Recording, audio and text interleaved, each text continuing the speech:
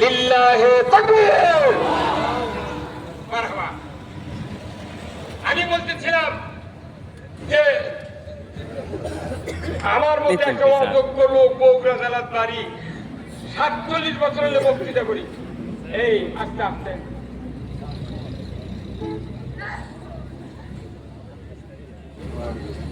আমার মধ্যে একটা অযোগ্য লোক মাথার ঠাকুর দিবের করতে পারে। কি কথা রে, আমি কামালে ঢুকেছি, তুই এত বড় সত্য সালে দিনের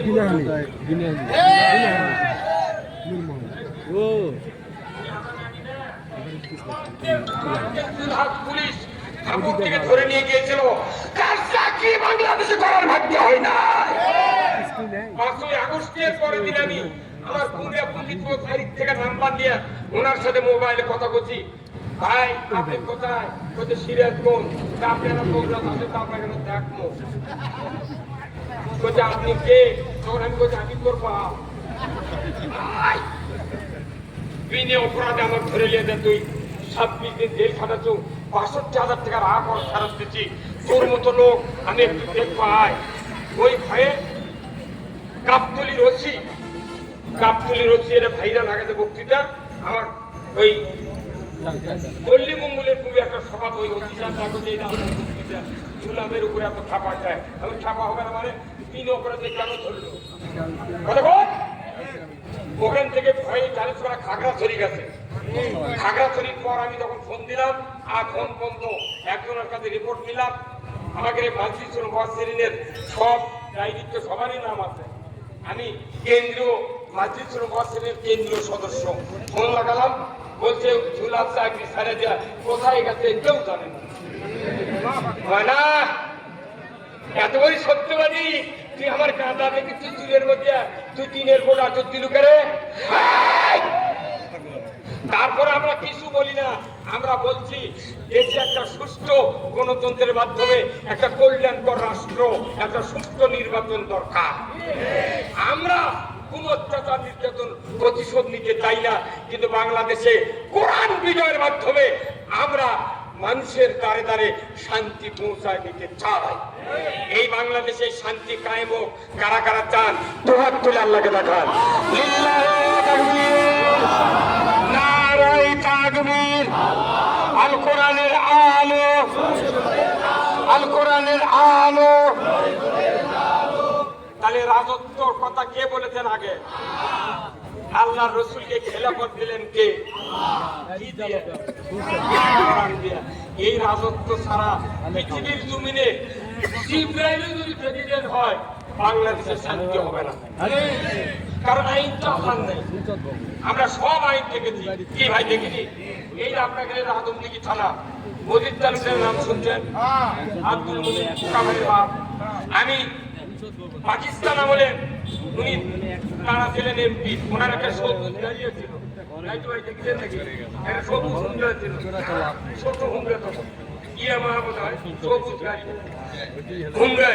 আমার বাড়ির পাশে দিয়ে রাস্তা, আমাকে জীবনের পানি নামার জন্য 2 দিকে খেজুরি গাছের কাঠ দেওয়া ছিল, কিন্তু সব খোল উঠে না, পিছলা হবে।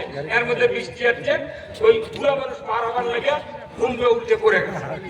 আমি নিজে ঘুমতে তুলে খাড়া করে ওনার গাওটা মুছে দিয়া বানিয়ে না পাও দিয়ে মুরগি আছে পাও দিয়ে ছেড়ে দিয়েছি। রুস্তুমপুরের মরুমন্ডল মিলিটারি ধরে লেদা আমার গ্রামে মিলিটারিরা নারী নির্যাতন করছে, তার সাথে একজনও রাজাকার ছিল না। আমাকে তার নানা, আমারও নানা আমাকে বললো যে নাতি তুমি এদেরকে নিয়ে পাথরের মধ্যে দাও। নিমের গাছের চড়ে আমরা এই দৃশ্য দেখেছি, তাদেরকে নিয়ে বসেছিলাম। তারা যদি আজকে বাঁচে থাকতো, তারা দেশের বড় ধরনের একটা পোস্টে উন্নতি একটা পথ পেত। তাদেরকে মারা হয়েছে কথা কোন না। এই যে বিএনপির ইলিয়াস পেট ফাড়ে ঘুরি বার করে পাথর দিয়া ইট দিয়া নদীর মধ্যে ফেলাতেছে, কি দুঃখ হয় না? শাখা চৌধুরীর মতো একটা বিশিষ্ট নেতা, বাঘের মতো নেতা, কি এই নেতাকে মারে ফেলে দিল? এটা কি মিথ্যা কথা? ফাঁসি দিয়ে মারে ফেলে দিচ্ছে। আব্দুল আলিম জয়পুরাটের জেলখানাত মুলুক, কি এগুলোর বিচার হওয়ার দরকার আছে না নাই? মাস্টার হাসানুল্লাহর বিচার হওয়ার দরকার আছে না নাই? যেগুলো বিচার না করে খারাই ভোট, ভোট বহু দেরি আছে। আগে বিচার হবে, সংস্কার হবে, আগে পানি হবে, হবে, পুলিশ বাহিনী যখন কবি যে না এখন আর ভোট চুরি হবে না, কিন্তু বাধা হবে না, কোনো বেশি শক্তি সন্ত্রাসী কোনো কায়দা হবে না, তখন গিয়ে দেশে ভোট হবে। এখন ভোট হওয়া মানে আবার মামলা দিয়া দেশের 10 লোক জেলখানা। আমরা এমনি সরষের জমির আলুর জমির পাগুড়ের মধ্যে শুয়ে থেকেছি। শেষবারে যখন আমার গ্রেপ্তার করবে যাচ্ছে পুলিশ আটকারি বগুড়ার থেকে, আমি তখন আমার বাড়ির ব্যাগ দরজা নাই, কি করি? আরে 14 বার মামলা জেলের জন্য আবার কতবার যাব? আমার গিন্নি বললাম যে বাড়ির স্ত্রী কি করা যায়, আর তো বাঁচা যায় না, গেট তো বন্ধ, কোন দিক যায়? আমি কি ছাদর থেকে লাফ মারবো? বলতে না, ছাদর থেকে লাফ মারলে একতলা ঘর, যদি লাফ মারি পাও যদি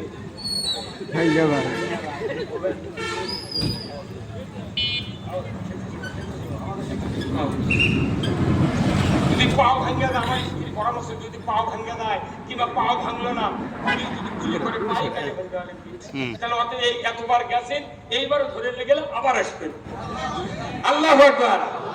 তখন আমি ছেলেকে বললাম না, স্ত্রীকে বলি নাই, আমি তোর করলে আমার 7-8টা গরু আছে, গরুর ঘরের মধ্যে গেলাম, আর স্ত্রী বললাম তুমি দরজা খুলে দিবি।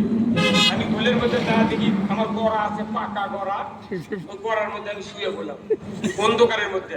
তখন গরু আমার দিয়ে খালি ফোঁস করার সঙ্গে, তখন আমি শুয়ে থেকে হাত দিয়ে গরু তাই সঙ্গে লাগিয়েছে, তাই চলো তুই এবার হাত গুলে ফেললাম। গরু কোনো অন্ধকার দেখতে পারবো, এই গরু কনফিডেন্স কেটে আমার মালিক। তখন আমি ওই অবস্থায় আল্লাহ সেজদা দিয়ে কোন আল্লাহ তোমার যে এত মহিমা, তুমি যদি আজ গরুর যদি জবান দিতে, এই গরুই তো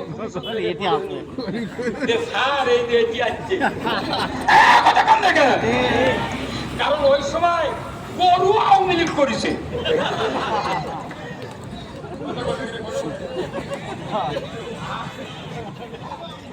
মানে রসুলের সিরাতের কথা কয়া, রসুল এই যে আপনাকে মাসুদ ভাই নাই, নাইডু ভাইয়ের ভাই, কতদিন এই যে আমি হুন্ডাতে সভা করছি পদ্মেতলা পর্যন্ত, সারা বাংলাদেশে গতবারে উসমানুরা জ্বালা করেছি। আমার মুখ দিয়ে কোনোদিন ইসলাম বিরোধী দল যে কোনো দলের বিরুদ্ধে জীবনেও কথা বলিনি। কারণ কি? কারণ হলো মানুষকে আদর দেয়া, যত্ন দেয়া, ইসলাম বুঝালে ওই ইসলাম তারা গ্রহণ করতে একদিন বাধ্য হবে। আমির জামাত বলেছেন কাউকে কষ্ট দেয়া কথা বলা যাবে না। কথা কি? আমরা মাইক পালি মনে হচ্ছে আওয়ামী লীগ বিএনপি কুতো করে দিই, উনকা পূজা করা যাবে। কথা বল না, বাংলাদেশে বহু বক্তা আছে, কিন্তু ওর করে থামাতে আমাদের কথা খাওয়া লাগছে। খবরদার, রসুলের সিরাত হলো রাজত্ব কায়েম করতে হবে। কার কথা? তাহলে এই রাজত্ব বাংলাদেশে কায়েম আছে? এখন রাজত্ব কায়েম হলে কি হবে? রাজত্ব যদি কায়েম হয় 5টা সংস্কার হবে। কয়টা? কয়টা? তারই 1 নম্বর হলো শিক্ষা ব্যবস্থা। সুবহানাল্লাহ। এই জাতীয় শিক্ষা ব্যবস্থা বাংলাদেশ জামাত ইসলামী, ইসলাম যদি ক্ষমতা যায় 5 বছরে দেশে পরিবর্তন আনা সম্ভব হবে না, কমপক্ষে 20 বছর লাগবে। কারণ যে ব্যক্তি যে এখন 6 বছর, প্রাইমারি করবি 5 বছর, এই 5 বছরে আমপাড়া নর্মাল সিলেবাস দিয়ে 5 বছর পড়ানো হবে। হাই স্কুলে যাবি, তার সে একটু উন্নত মানের সিলেবাস ইসলামের দেওয়া হবে। যখন এই 5 আর 5 কত হলো, তারপর 2 বছর ইন্টারে পড়বি, এর থেকে আরো না শক্ত সিলেবাস দেওয়া হবে। তারপরে অনার্স নিবি 4 বছর, তাহলে 10 আর 2 12 আর 4 2 বছর লাগবে মাস্টার ডিগ্রি পাস করতে। একজন প্রাইমারি মাস্টার আই পাস করে পিটিআই ট্রেনিং দেয় শিক্ষকতা করার জন্য। কথা ঠিক কিনা? এমএ পাস করলে হাই স্কুলে মাস্টার, এমএ ট্রেনিং দেয়, বিএড ট্রেনিং দেয়। কথা ঠিক কিনা? এমবিবিএস পাস করলে 1 বছর ইন্টার্নি করে, কি করে না? তাহলে এই এমএ পাসের ছাত্র পরিপূর্ণ রাষ্ট্রবিজ্ঞান, রাজনীতি, অর্থনীতি, জিহাদ, আল্লাহর আইনের উপর পিএইচডি করানোর পর এমএ পাস হয়ে গেল। এখন এদেরকে সরকার বেতন দিয়া ইন্টার্নি করাতে হবে।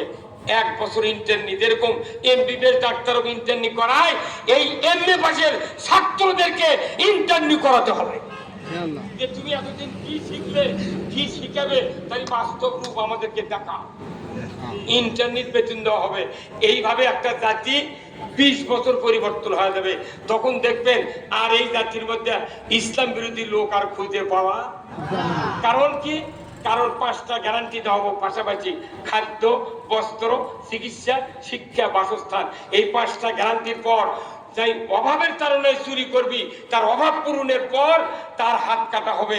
কোন মানুষকে 5টা গ্যারান্টি না দিয়ে একজনের হাত কাটা হবে না। অথচ আমাকে বলিচ্ছে জামাত ক্ষমতা গেলে হাত কাটবি, মেয়ে বছর দূরে বন্ধে। খুব বেশি বুঝিস নি, করে হাত কাটার কথা নয়। গ্যারান্টি দেবো 5টা। একটা মানুষ বসে থেকে খাওয়া পালে তুই কি চুরি করবি না, গোয়েন্দাগিরি করবি? চিকিৎসার গ্যারান্টি বর্তমানে বাংলাদেশে খালি ভিআইপি পার্সন ছাড়া চিকিৎসার গ্যারান্টি কারু নেই। গরিব মানুষ হাসপাতাল গেলে ফ্লোরত ফেলে যেতে হবে। এমপি, চেয়ারম্যান, উপজেলার নেতা গেলে করছে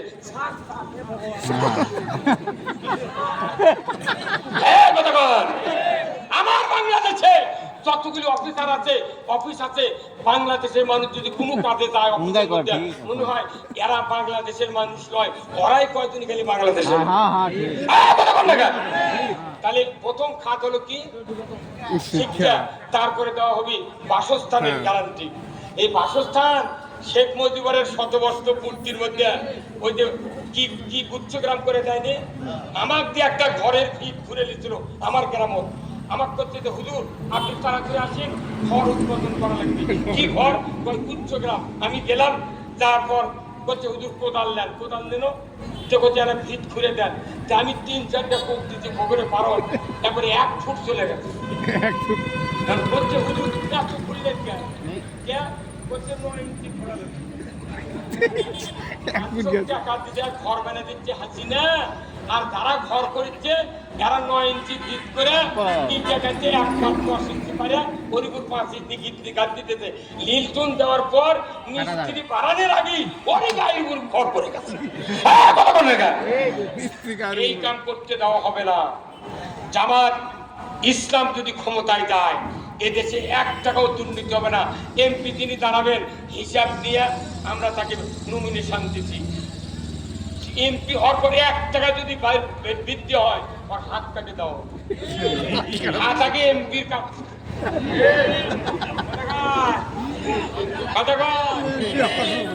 হাত কাটার ভয় না থাকে, আপনি মানুষের হাত কেটে কি করবেন? এরপরে আসেন কৃষি খাতে। কৃষি খাতে আমরা সংস্কার করব। কৃষি খাত, বাংলাদেশ পুরোটা কৃষিজাত দ্রব্যের উপর আমরা বাঁচে আছি। এই দেশে হাজারো সরকার গেল, মন্ত্রী গেল, কৃষি খাতে জনগণের কোনো উপকার হয় না। যারা জাতির খাদ্যের জোগাড় দেয় তাদের ব্যাপারে সংসদে কোনো কথা হয় না। আমি রাজশাহীতে বলেছি যদি কোনোদিন ইসলাম ক্ষমতায় যায়, কৃষিমন্ত্রী হবে, আমার পাতারে 100 বিঘা জমি তাকে আমি পত্তন নিয়ে দেবো। তুমি আর কান্দা কাটার থেকে শুরু করে ধান কাটে আনা পর্যন্ত তোমার এই 100 বিঘা জমি আবাদ করে দেখান লাগবি। এই হাল বতে, আল কাটতে, লাগাতে, নিরাতে, ওষুধ দিতে ক্যাঙ্কার টাকা খরচ হয়। তুই আগে বসে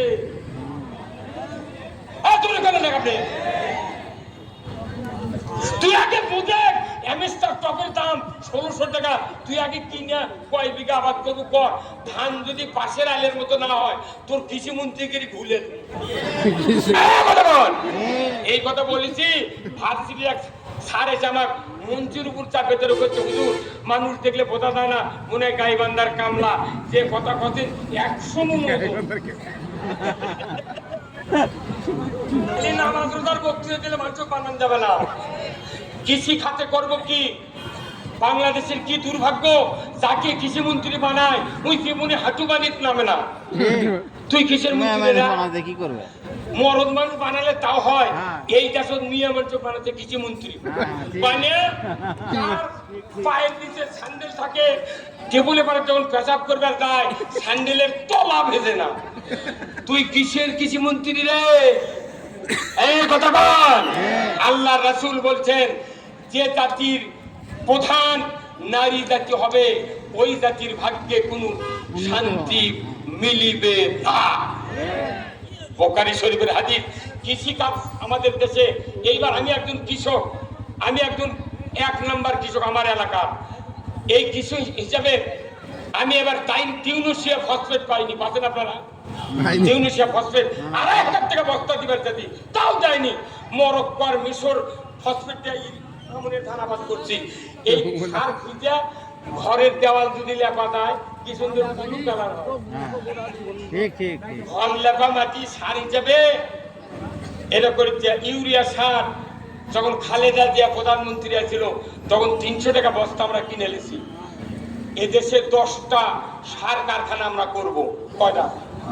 10টা সার কারখানা করে ইউরিয়া 150 টাকা বস্তা দেব। সেলখানার লোক থাকবে না, ওই খাদ্যের টাকা দিয়ে ইউরিয়া সার 150 টাকা বস্তা লাগাবো। এই কি কথা বল না? 1100 টাকা করে ভর্তুকি দেবো অ্যামস্টার টপে, 500 টাকা বোতল অ্যামস্টার টপ জনগণকে আমরা দেবো। যে টাকা তসরুফ হয়, যে টাকা ফ্রিজে ঢোকে, বালসের খোলর ঢোকে, চাউলের হারার ঢোকে, বিদেশের ব্যাংকত যায়, সেই টাকা জনগণের দৌড় করায় আমরা পৌঁছে দিয়ে সঠিক নেতৃত্ব দিয়ে কৃষিখাতে উন্নয়ন করব। কোনো পুঁজিপতিকে ধান কিনতে দেব না। তোমরা ধান কিনে আজকে বাজার যখন চড়বি তখন তুমি ধান বেচবে, আর গরিবেরা আবাদ করলো তখন তুমি কম দামে কিনে তুমি মাস্তানি দেবে। এই সুযোগ আর হবে না, হবে না, হবে না। একটা ঔষধের ট্যাবলেট বানাতে 2 টাকা লাগে। কয় টাকা? এই যে দাঁড়িয়ালা একটা সার দাঁড়ি কেমন গেছে, ওর নাম কি? সালমান এফ রহমান দরবেশ, ওনার নাম ভালো নামই বলে। কোরআন হাদিসে কোথাও নাম পরিবর্তন করে বলার কথা নেই। সালমান এফ রহমান এই বেচারা ভ্যাকসিন কোম্পানির মালিক। কথা বলে না, এই যে ঔষধগুলো দিচ্ছে আগেকার ওষুধের তুলনায় প্রত্যেকটা ঔষধ একটার পরিবর্তে 3টা খাওয়া লাগিচ্ছে। টপিকে মানুষের উপকার হচ্ছে। আমাদের বাংলাদেশে একটা ফার্মাসিউটিক্যাল আছে আমাদের। এই ঔষধ মানসম্মত ঔষধ, এই ঔষধ আমাদের বাংলাদেশে চলে, আরো কোম্পানির ওষুধ চলে। এই ওষুধগুলো দেখেন যারা ডাক্তার আছে তাদেরকে কাছে ব্যাগে ব্যাগে ওষুধ দেওয়া হচ্ছে। কিসের জন্য?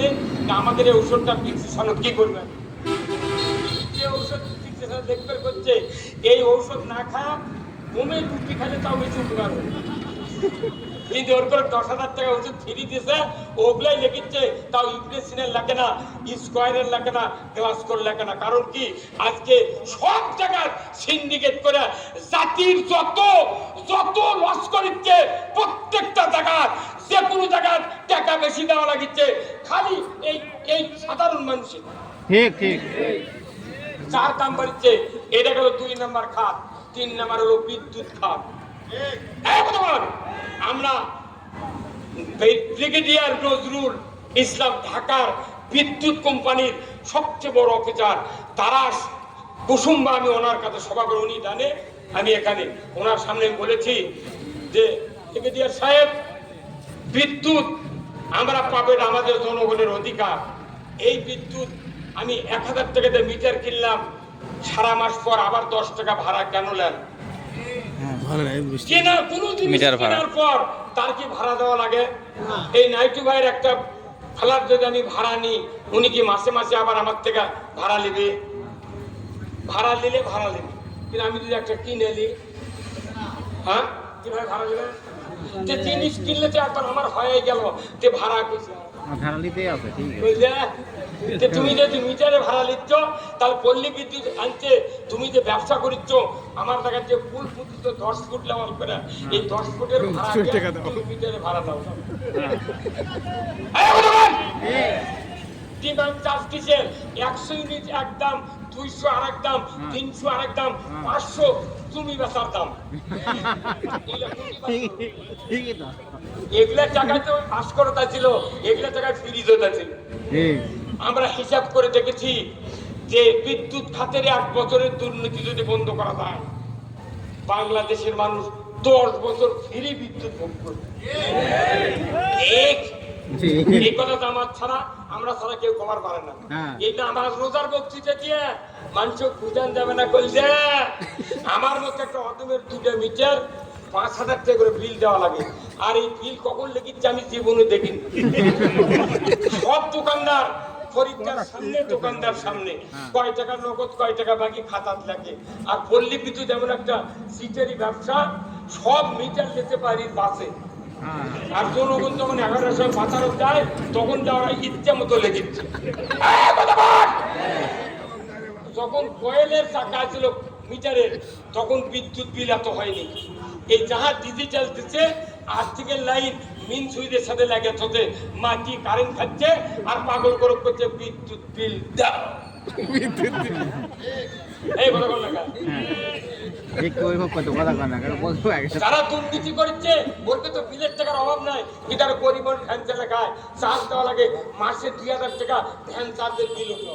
জি ওরে কে কবি সারা দেশের দুর্নীতি ছায়া গেল, ভ্যানালা ভ্যান চালে গরু সোলগুলো ফাঁসাচ্ছে, পুলিশ যা সুসা দিয়া ডাকা দিয়া টায়ার কানা করে দিকে তুই ওর টায়ার কানা করছিস হ্যাঁ কথা কোনে। হ্যাঁ, সিএনজি কে কিনেছে?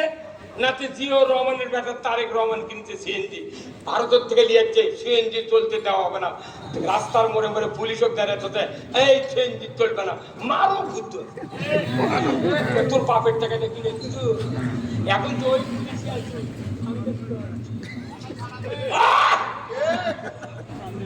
এগুলা জাতির কি একতরফা কথা না সকলের কথা?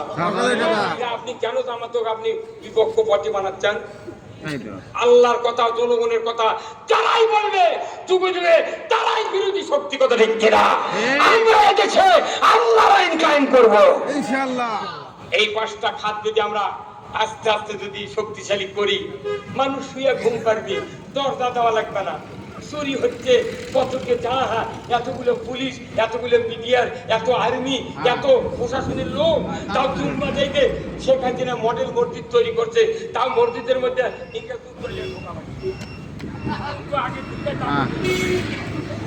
কথা বল না।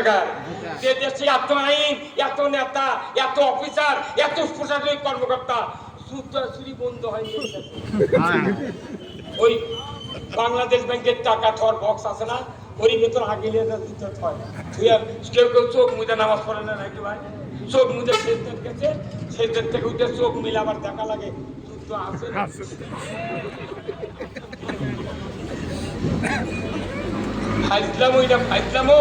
আমরা আল্লাহর আইন কায়েম করতে যাচ্ছি, কথা ঠিক কিনা? আবার কেউ কেউ ফতুয়া দিচ্ছে মওদুদুল ইসলাম। বলছে মওদুদুল ইসলাম। আচ্ছা শোনেন তো, আওয়ামী লীগের প্রতিষ্ঠাতা কে? মৌলানা আব্দুল হামিদ খান ভাসানী। নামগুলো ভালো করে বলুন, পড়ে শুনে লাগিয়েছি। মৌলানা আব্দুল হামিদ খান ভাসানী, উনি প্রথম আওয়ামী মুসলিম লীগ তৈরি করছেন। ওই দলের প্রতিষ্ঠান, ওনার ইচ্ছা এই মুসলমান অধ্যাসিত ভারতবর্ষে আমি কোরআনের পার্লামেন্ট কায়েম করতে চাই। এই জন্য মুসলিম দেশে, কিন্তু 71 স্বাধীনের পর মুসলিম সরে দেয়া আওয়ামী লীগ ন্যাংটা বানাবে। কথা বল না কেন? বিএনপি জাতীয়তাবাদী দল, এই দলের একজন প্রতিষ্ঠাতা নাই। শহীদ জিয়াউর রহমান এই প্রেসিডেন্টের আশা ছিল যে আমি এই বাংলাদেশে একটা জাতিগতভাবে একটা সুন্দর বহুদলীয় গণতন্ত্র কায়েম করতে চাই। ওনার আদর্শ, উনি এই জন্য দল করছেন। জাতীয় পার্টি একসাথ চাচা জাতীয় পার্টি করছে, ওনারও একটা উদ্দেশ্য আছে। তাহলে আমরা কি ফতুয়া দেওয়ার সময় কোনদিন বলেছি ওরা জিয়া বিএনপি, ওরা জিয়া এরশাদের জাতীয় পার্টি, ওটা হচ্ছে আব্দুল হামিদ খানের আওয়ামী লীগের করছি? হয়নি। তাহলে মৌলানা মওদুদি আজ থেকে 1941 সনে বলেছেন যে আমি ভারতবর্ষে নয়, এই সারা পৃথিবীতে কোরআনের পার্লামেন্ট কায়েম করতে চাই। যে খেলাফত আল্লাহ রসুলকে দিয়েছেন, ওই খেলাফত পৃথিবীর জন্য কায়েম করতে চাই। তুমি কার বিরুদ্ধে হুজুরা ফতুয়া দাও? তুমি জানো যার কপালে কাবা শরীফের ইমাম চুম্বন দিয়েছে আল্লাহু আকবার, তুমি তার বিরুদ্ধে কথা বলো। যে মৌলানা মওদুদি মসজিদে নববী যেখানে মদিনা ভার্সিটি তার উনি প্রতিষ্ঠাতা সদস্য, কেন তার বিরুদ্ধে তুই ফতোয়া দাও? সারা পৃথিবীর ভিতরে তৃতীয়বার গায়েবানা জানাজা হয়েছে মক্কার চত্বরে, তিনি হলেন মাওলানা মরহুম মওদুদী রহমতুল্লাহ আলাইহ। যেখানে মক্কার ঘরে গায়েবানা জানাজা হচ্ছে, তারই নামে তুমি ফতুয়া দিচ্ছ। কারণ কি? রয়ের টাকা খায়া এরা বিক্রি হয়, ফতুয়া দিচ্ছে, এটা মওদুদীর ইসলাম। এখানে যতক্ষণ বক্তৃতা দিচ্ছি মওদুদীর কথা খুশি না, কার কথা বলছি? যে তুমি কি আবার এগুলো কয়া বাংলাদেশ মানুষ জাবলে তার খায় না, খায় না, চুরি করেন নাকি? ঠিক, এই ট্যাবলেট আর বাংলাদেশে আমার রাজা কারো খায় না, মওদুদীর ইসলাম খায় না, ওই জঙ্গি খায় না, কিন্তু এখন মানুষ করছে সব জায়গা শেষ, এবার আলিম ওলামার বাংলাদেশ। তাহলে আমাকে চিন্তা করতে হবে, যে জিনিস যত ভালো তারই বিরোধিতা তত বেশি হবে। জীবনে দেখবেন নকলের কোনো নকল নামেনি, নকলের কোনো নকল নামেছে, আসলের নকল নামেছে।